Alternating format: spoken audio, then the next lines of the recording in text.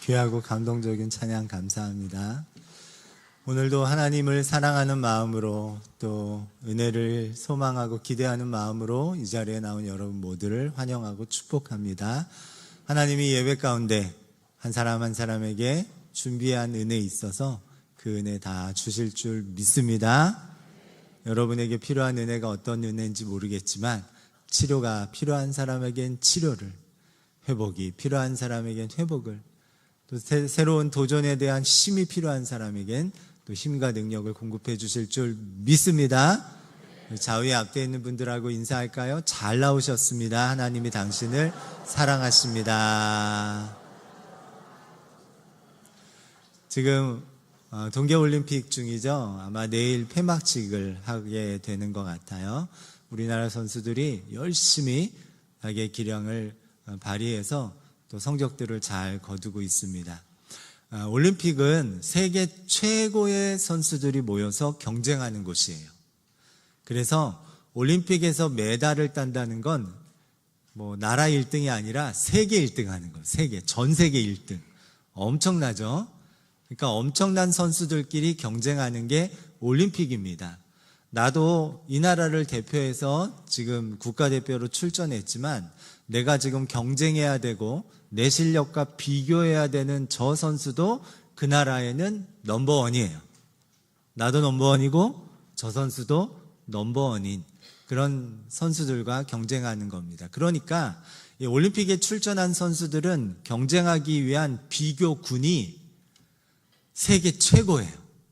세계 최정상의 그 비교군과 자기를 비교해서 그렇게 경기를 치르고 있는 겁니다.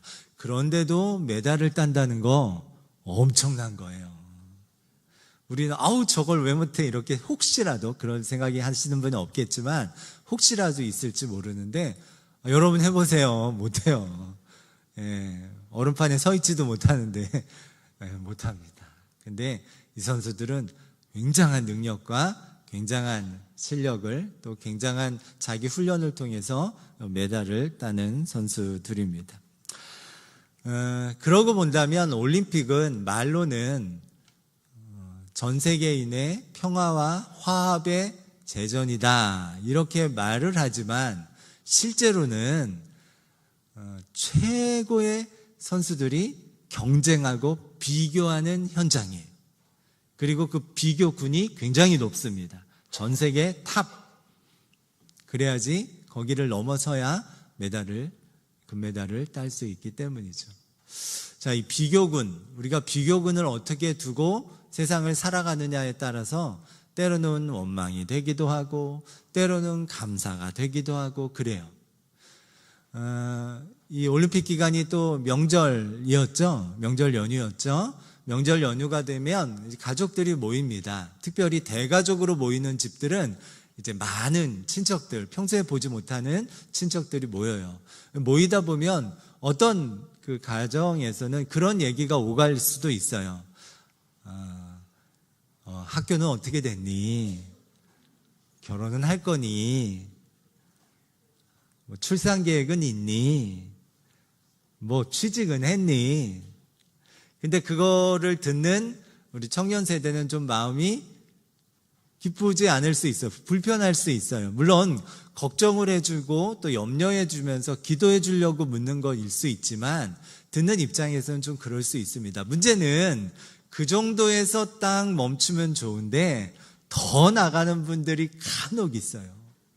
아무개는 이번에 서울대에 합격했대더라. 아무개는 직장에 취직했는데 글쎄 연봉이 얼마래더라. 아무개는 이번에 결혼을 하는데 서울 어디에 아파트를 장만했대더라.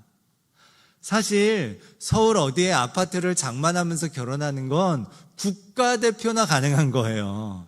아니 국가대표 선수가 가능하다는 얘기가 아니라 아주 희박하다는 거죠. 부모의 도움 없이 자기가 번 돈으로 서울에서 아파트를 사면서 결혼한다?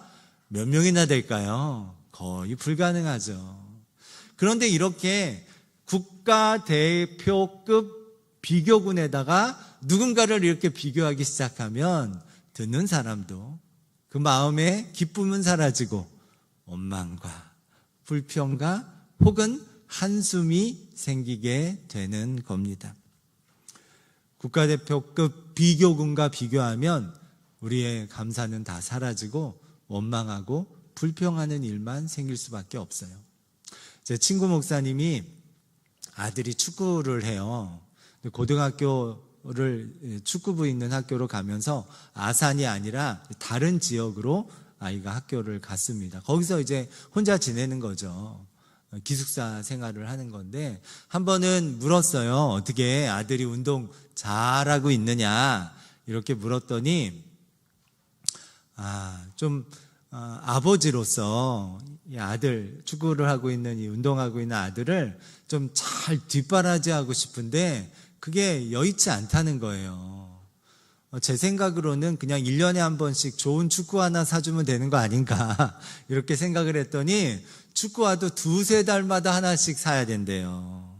그리고 뭐 전지훈련비, 뭐 시합 나가면 시합비 등등 나가야 기숙사비부터 해가지고 나가야 되는 감당해야 되는 재정적인 부담이 굉장히 많다라는 거예요.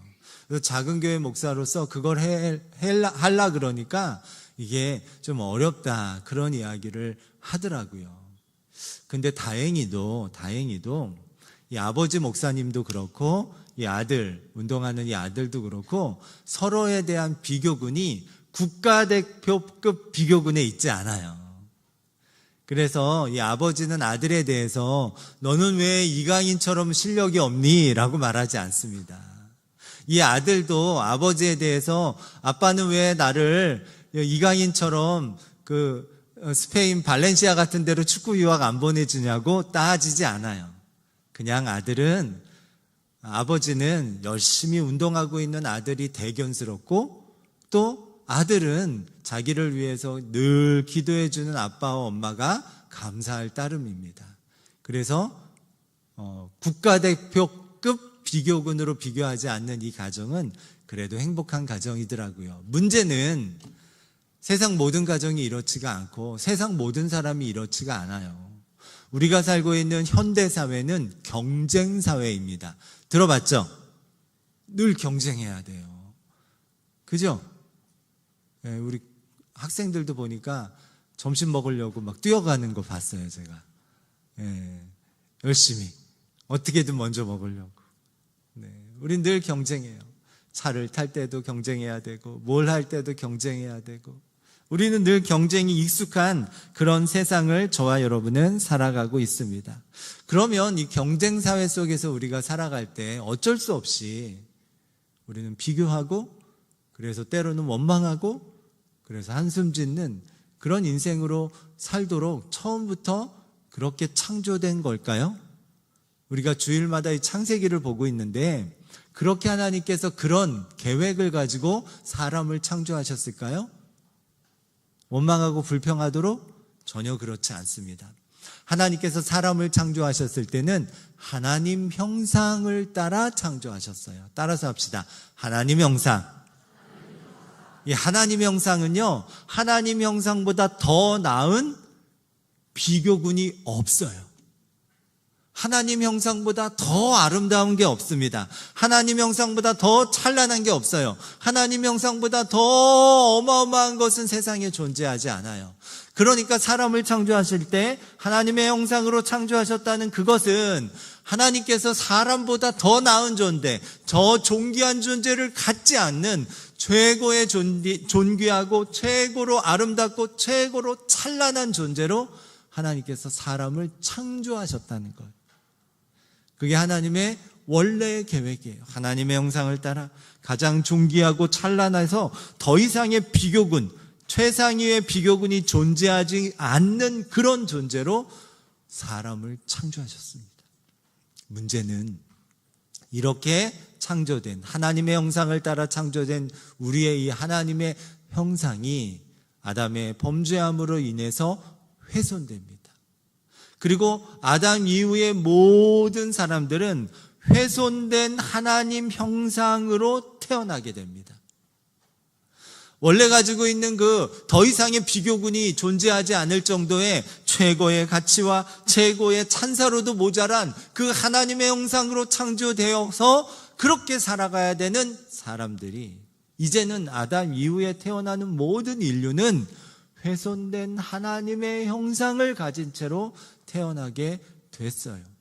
오늘 우리가 읽은 성경 말씀 창세기 5장은 우리 지난주에는 가인의 후예들 살펴봤죠. 오늘은 아담의 후예들, 그래서 아담부터 10대 손인 노아까지의 계보가 나와 있는데, 이 아담의 계보에 나오는 이 사람들 뿐만이 아니라 모든 인류는 훼손된 하나님의 형상, 그거를 오늘 본문에서는 3절에서 자기의 형상을 따라 낳았다 이렇게 표현하는데, 그 훼손된 하나님의 형상을 따라 태어나게 된 겁니다. 우리 3절 말씀 같이 읽어보겠습니다.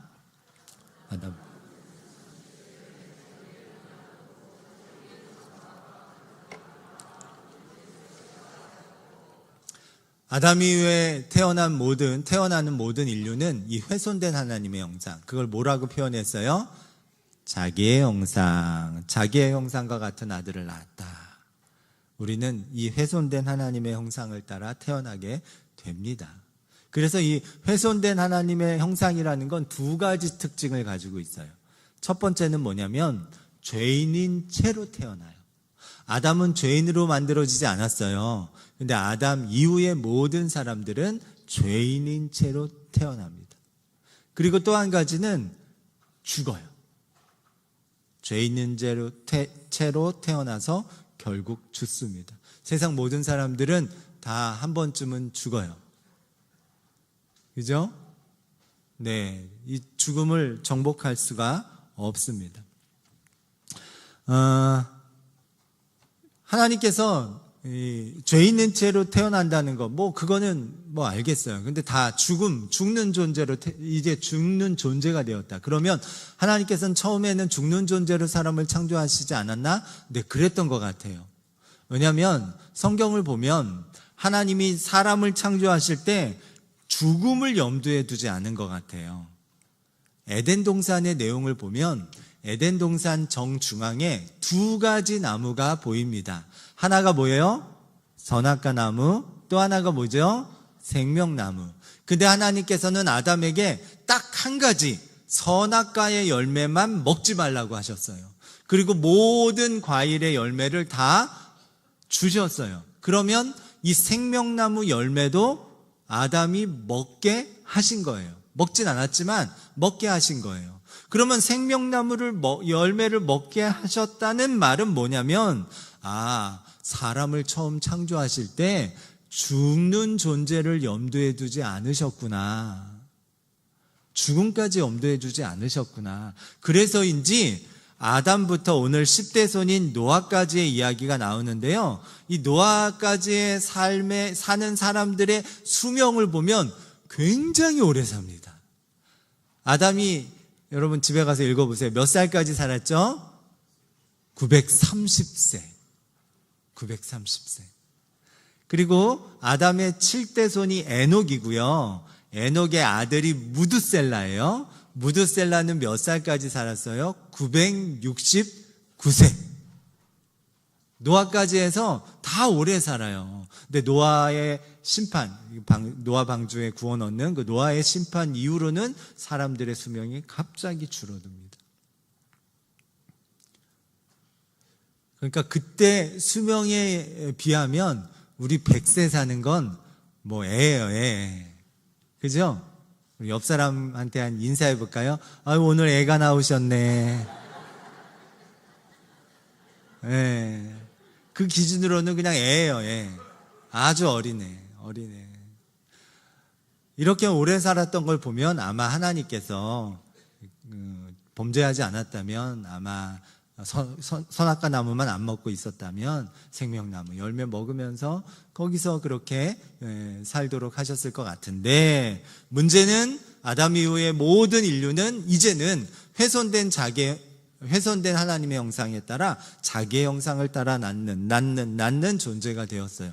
그래서 모든 사람은 태어날 때 죄인으로 태어나고 모든 사람은 결국 죽는 존재가 되어진 겁니다.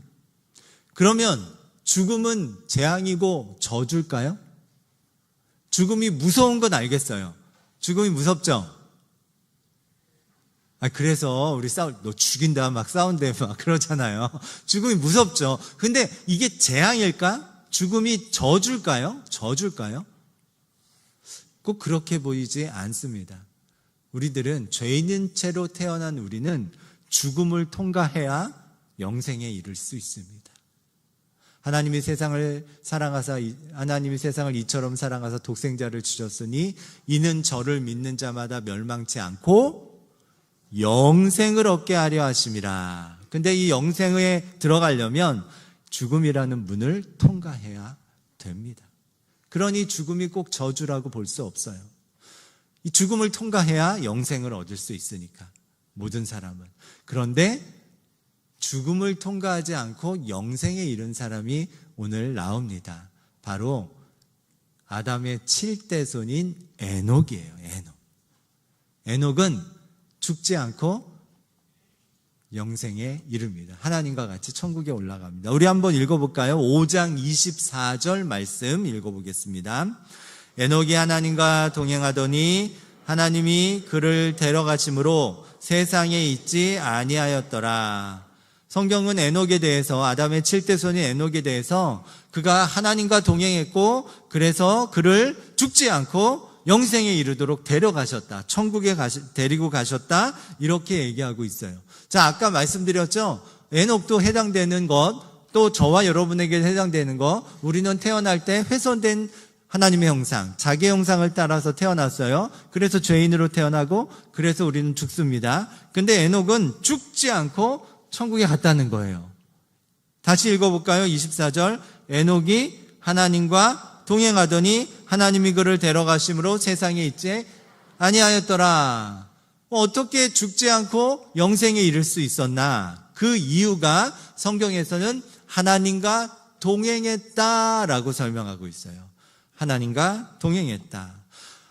하나님의 형상, 훼손된 하나님의 형상을 따라 태어나는 우리는, 자기의 형상을 따라 태어나는 우리는 죽을 수밖에 없는 존재가 되었지만, 하나님과 동행한 이 에녹은 죽음을 보지 않고 천국에 올라가게 됩니다. 히브리서에서도 그 이야기가 반복해서 이야기하고 있어요. 그러면 이 놀라운 일, 하나님과 동행한다는 일은 과연 무엇인가? 하나님과 동행한다. 여러분, 누군가 동행한다는 말은요, 그 상대방과 보폭을 맞춰서 걷는 거예요. 먼저 막 내 맘대로 가는 게 아니라 상대방과 보폭을 맞춰서 함께 걷는 걸 동행한다, 이렇게 얘기해요. 2인 삼각, 운동회 같은 데 하면 2인 삼각 달리기 하죠. 그래서 안쪽에 있는 이 두 사람이 나와서 안쪽에 있는 다리를 이렇게 묶어서 삼각을 만들어서 달리죠. 자, 2인 삼각 경주랑 비슷해요. 2인 삼각 경주를 할 때 중요한 건 뭐냐면 상대방과 내 보폭을 맞춰야 돼요. 맞추지 않고 내가 먼저 가든가 늦게 가면 반드시 넘어집니다. 하나님과 동행한다는 건 이런 거예요. 하나님, 내가 원하는 건 내 생각, 내가 바라는 것이 아니라 하나님의 생각대로 나를 맞춰가는 거예요. 내 생각에는 지금 너무 힘들어요. 지금 내 상황이 너무너무 괴로워요. 그래서 이제는 좀 그만하고 싶어요. 이제 좀 포기하고 싶어요. 근데 하나님께서 포기하지 말고 다시 일어서라. 내가 너와 함께 하겠다. 내가 너를 도와주겠다. 반드시 너를 다시 세워주겠다라고 말하면 그거 믿고 그 걸음을 맞춰서 다시 걸어가는 겁니다. 내 마음으로는 너무나 손해보기 싫어요. 누가 나에 대해서 없는 말 하면은 그거 견디기가 너무 어려워요. 근데 하나님께서 나에게 대해서 손해보자고 말씀하시면 손해보는 겁니다. 나는 내 마음으로는 저 사람이 도무지 용서가 안 돼요. 저 사람을 어떻게 사랑하지 못할 것 같아요. 정말 꼴도 보기 싫어요. 그런데 하나님께서 내가 너희를 사랑한 것 같이 너희도 서로 사랑하라고 하시면 그 걸음에 나를 맞추는 겁니다. 그게 하나님과 동행하는 거예요. 에녹은 하나님과 동행했습니다. 그래서 죽지 않고 천국에 가게 됩니다. 여러분, 바라기는 우리도 하나님과 동행하는 인생을 살아가시길, 내 욕망, 내 이기심, 내가 알고 있는 상식, 내 감정, 이거보다 하나님에게 보폭을 맞춰서 걸어가는 저와 여러분 다 되시길 주님의 이름으로 축원합니다. 우리 에녹처럼 하나님과 동행하는 삶을 살아갑시다. 자, 에녹의 삶이 주는 교훈은 그거예요. 그런데 이 에녹의 삶이 주는 교훈이 아주 중요한 게 한 가지가 더 있습니다. 그게 뭐냐면 이 에녹이 하나님과 동행하는 그 삶의 모습을 자기 자녀들과 후손들에게 보여줌으로써 이 후손들도 하나님을 동행하면서 살아가도록 만들었다는 거예요. 자녀는 부모의 삶을 보고 배웁니다. 그래요, 맞아요. 그렇고 맞죠. 오늘 본문이 아담의 그 계보라고 말씀을 드렸는데요. 아까 얘기한 노아까지의 그 계보가 나온다 그랬어요. 노아는 이 에녹이 동행했는데 에녹의 아들이 무드셀라의 아들이 라멕의 아들이 노아예요. 그러니까 에녹의 손자가 누구예요? 네, 노아죠, 노아. 증조 할아버지가 에녹인 거예요. 노아의 증조 할아버지. 할아버지가 무드셀라고 무드셀라의 아버지가 에녹이니까 증조 할아버지, 노아의 증조 할아버지가 에녹입니다. 근데 그걸 보고 배웠던 것 같아요. 에녹이 어떻게 하나님과 동행하면서 살았는지. 에녹은 성경에 보면 65세에 무드셀라를 낳았대요.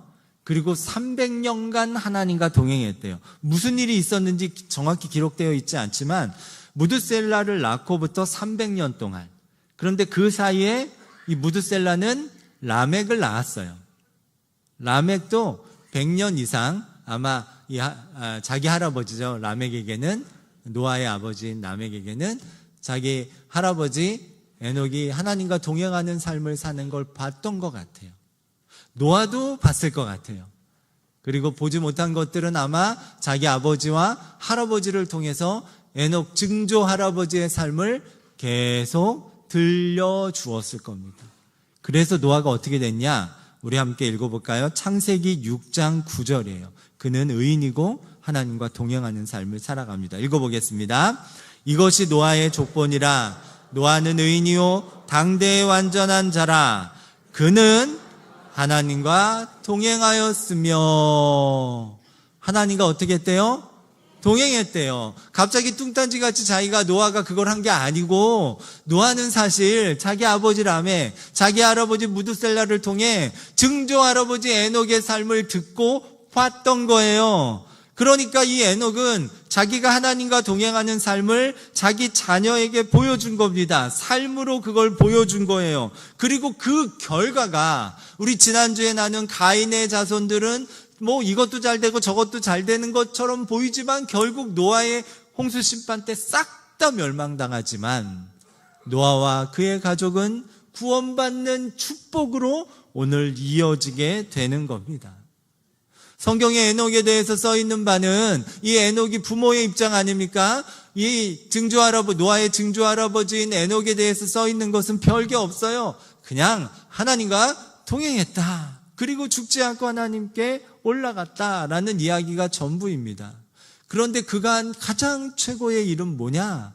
자기의 자녀들에게 하나님과 동행하는 삶을 보여준 거예요.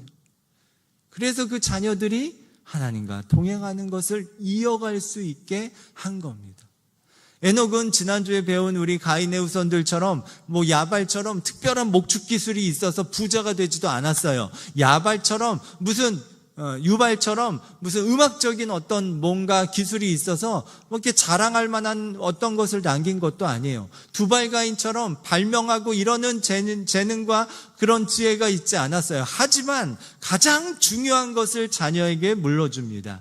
그게 뭐예요? 하나님 때문에 손해보고 하나님 말씀에 맞춰가는 그 순종의 모습, 즉 하나님과 동행하는 모습을 보여줬어요.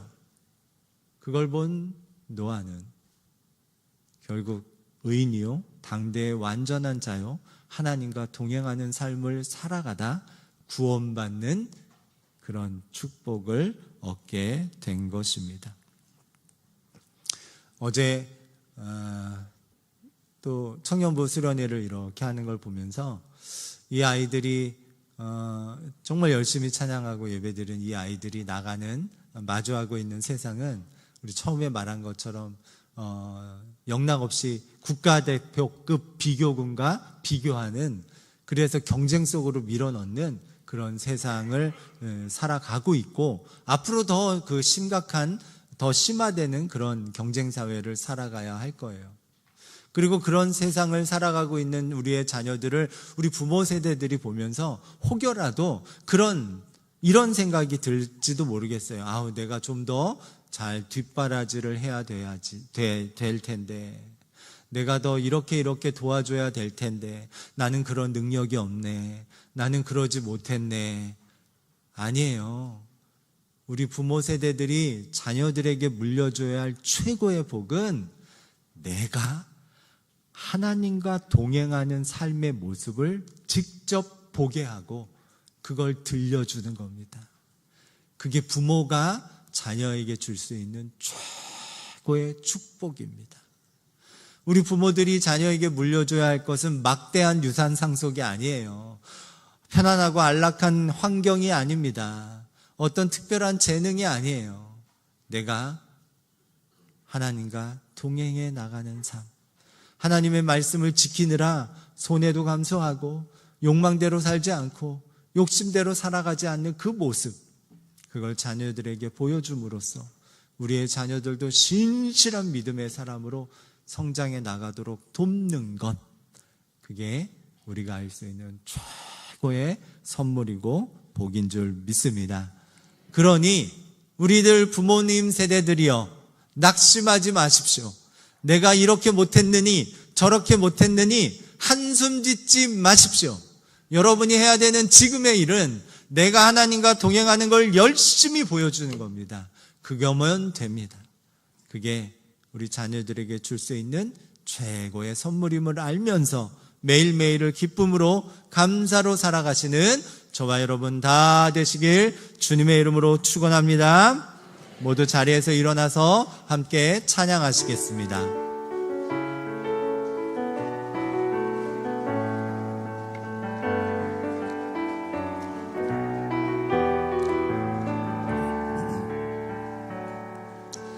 우리 함께 어두운 밤 다 물리쳐내고 우리 주님 오실 아침을 같이 맞이합시다. 길이 참고 견딘 삶 주가 기억하시리.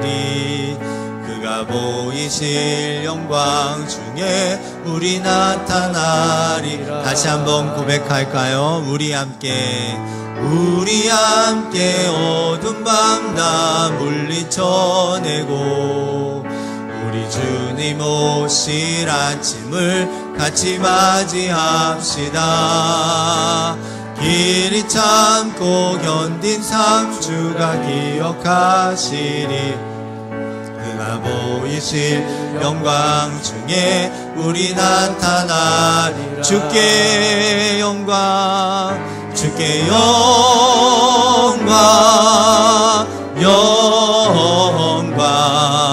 모든 찬양 받기 합당하시니 주께서 우리와 영원히 함께 하시리. 그의 부르심 따라 우리 함께 줄 노래. 우리 주께 영광, 주께 영광,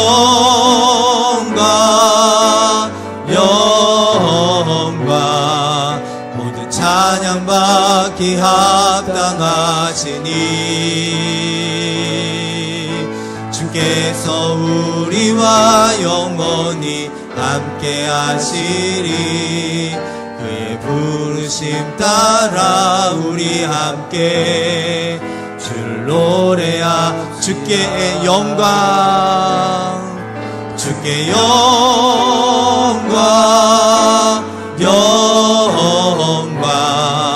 모든 찬양 찬양받기 합당하시니 주께서 우리와 영원히 함께 하시리. 그의 부르심 따라 우리 함께 주를 노래. 어두운 밤 지나고 동튼다. 어두운 밤 지나고 동튼다. 환함이 보아라 저 빛. 주 예수의 나라 이 땅에 곧 오겠네. 어두운 밤 지나고 마침내 동튼다. 밤 지나고 동튼다. 환함이 보아라 저 빛. 주 예수의 나라 이 땅에 곧 오겠네 오겠네. 하나님, 우리는 비교하고 경쟁하는 세상을 살아가고 있습니다. 그 속에서 우리는 늘 국가대표급 비교군과 비교를 당합니다. 그래서 늘 우리 스스로에 대한 자책하는 마음이 부지중에 생겨납니다. 난 왜 이렇게 못할까? 난 왜 이것밖에 안 될까? 그러다가 어느 순간 이런 환경을 우리가 원망하고, 그리고 더 나아가 누군가를 원망하기도 합니다. 하지만 하나님께서 우리를 통해 역사하시고 또 우리를 통해 일하고 계시면, 그래서 우리가 하나님과 동행하는 삶을 기꺼이 살아간다면 우리의 삶은 충분히 영광스럽고 충분히 귀감이 되는 삶인 줄 믿습니다. 특별히 우리가 자녀들에 대한 그런 우리가 미안한 마음이 있는 사람이 혹시 있다면 오늘 우리가 깨닫게 하여 주옵소서. 우리가 줘야 하고 줄 수 있는 최고의, 자녀에게 줄 수 있는 최고의 선물은 내가 하나님을 동행해 나가는 모습이라는 것을 꼭 기억하게 하시옵소서. 내 욕심을 앞세우지 않도록 도와주옵소서. 내 감정을 앞세우지 않도록 도와주옵소서.